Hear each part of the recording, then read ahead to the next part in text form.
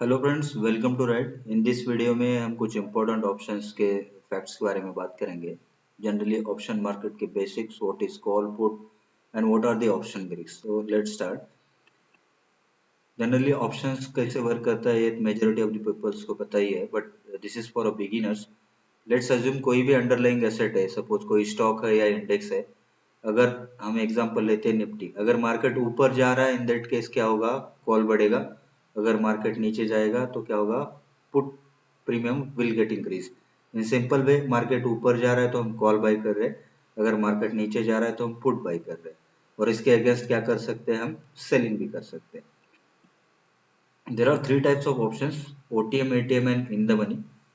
तो इसको एक्सप्लेन करते हैं। मान के चलिए कि अगर मार्केट चल रहा है 25,000, ओके, तो क्या होगा, 25,000 के ऊपर जितने भी स्ट्राइक प्राइसेस है, all will be considered as out of the money options. मतलब at the time of exercise day, मतलब एक्सपायरी डे, वो सभी premiums will get zero. That means क्या होगा, which will be considered as out of the money option.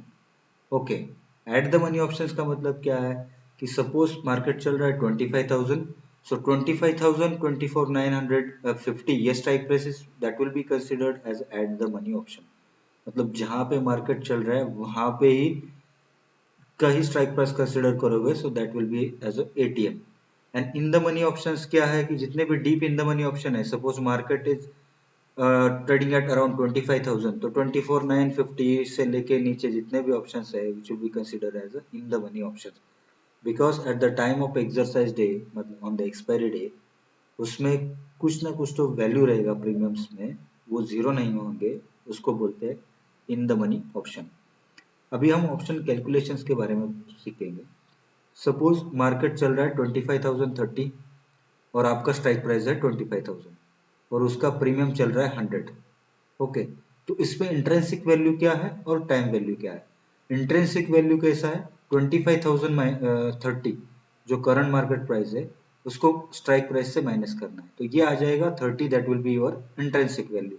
और time value आपको कैसे कैसे कैलकुलेट करना है, जो भी प्रीमियम चल रहा है, सपोज प्रीमियम चल रहा है 100 rupees, minus intrinsic value is equal to जो आ रहा है यहाँ पे 70, that will be your time value in the particular strike price.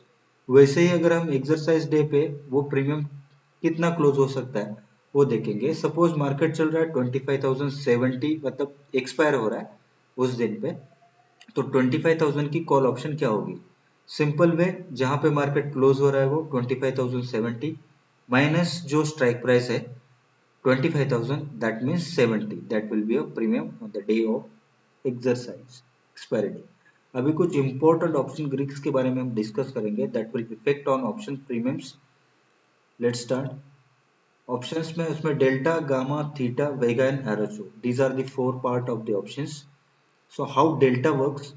Delta क्या करेगा, अगर कोई भी अंडरलाइंग एसेट, सपोज मान के चलिए निफ्टी 100 पॉइंट ऊपर जाता है और अगर उसका डेल्टा 0.5 है, तो 100 इंटू 0.5 इज इक्वल टू 50 आएगा। तो 100 पॉइंट निफ्टी बढ़ेगा तो ये प्रीमियम बढ़ेगा 50 पॉइंट से। अगर इसका डेल्टा 0.20 है, निफ्टी 100 पॉइंट बढ़ेगा तो उसका प्रीमियम 20 पॉइंट से बढ़ेगा। In simple way, it measures, क्या मेजर्स करेगा ये, अगर मार्केट 1 पॉइंट बढ़ता है तो वो 0.2 से बढ़ेगा प्रीमियम या 0.5 से बढ़ेगा, which will indicate a delta, right. इसका मैंने एक एग्जांपल लिया है, यहाँ पे देख लीजिए। If you are buying a C of 24,500 and उसका डेल्टा 5 है, निफ्टी 100 पॉइंट बढ़ा, दैट प्रीमियम 100 पॉइंट से बढ़ेगा, right. Then next important part in option trading which is theta.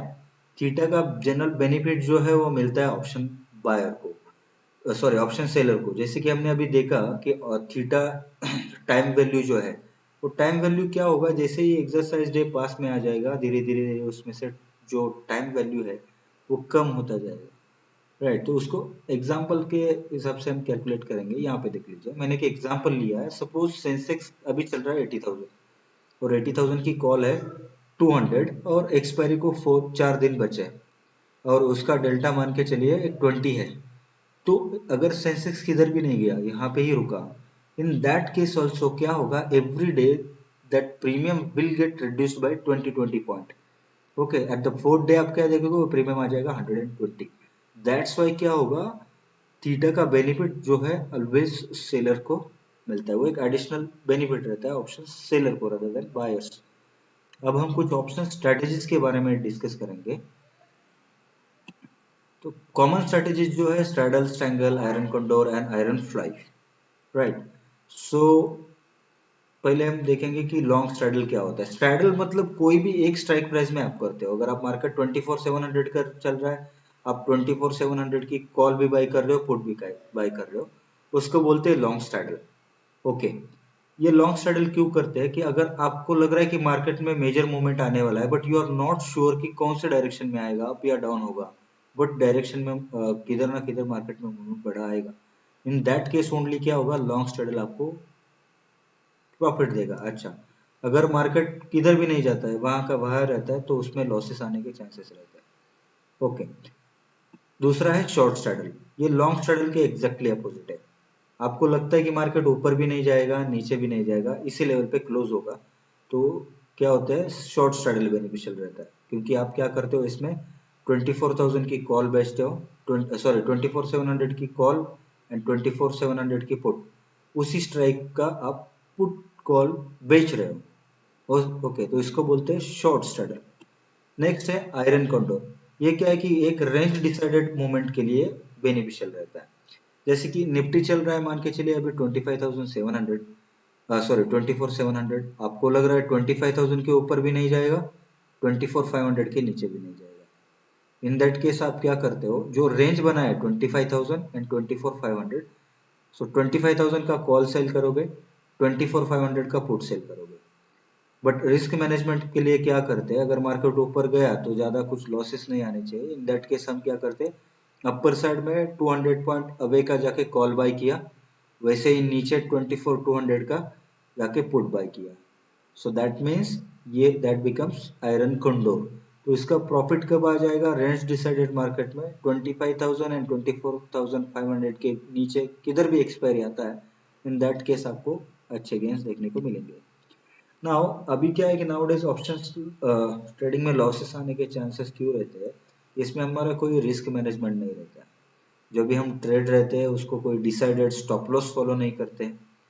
अगर स्टॉप लॉस ट्रिगर होता है मल्टीपल टाइम्स उसी में ही ट्रेड करते रहते हैं। और मेजर रीजन ये है कि स्ट्राइक प्राइजेस जो है वो रॉन्ग सिलेक्ट करते हैं। सपोज मार्केट चल रहा है 24,500, हम जाके 200-300 पॉइंट अवे का अगर कॉल बाई कर रहे हैं, तो मार्केट अगर मोमेंट अपने फेवर में भी आता है तो वो प्रीमियम आपको गेन ज्यादा नहीं देगा, सिंपल वे। और उसी में आप ओवर ट्रेडिंग करते रहोगे तो उसमें लॉसेस आएगा। So try to avoid over trading. Common mistake जो है सिंपल है, डोंट ट्रेडिंग, ओवर ट्रेड मत करो। दूसरा है पोजीशन साइजिंग। पोजीशन साइजिंग काफी इंपॉर्टेंट है। सपोज आपका कैपिटल 1 लाख है, try to divide within 10 parts.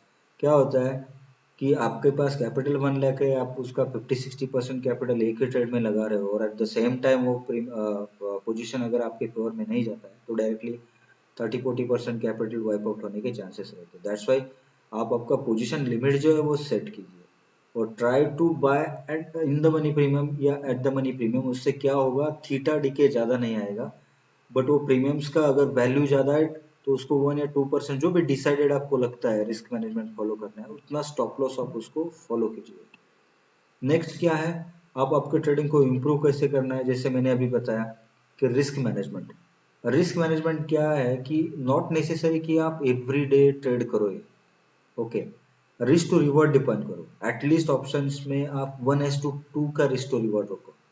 तो क्या होगा, 1:2 का रिस्क टू रिवॉर्ड रखोगे तो 50% एक्यूरेसी में भी आपको प्रॉफिट आने के चांसेस है।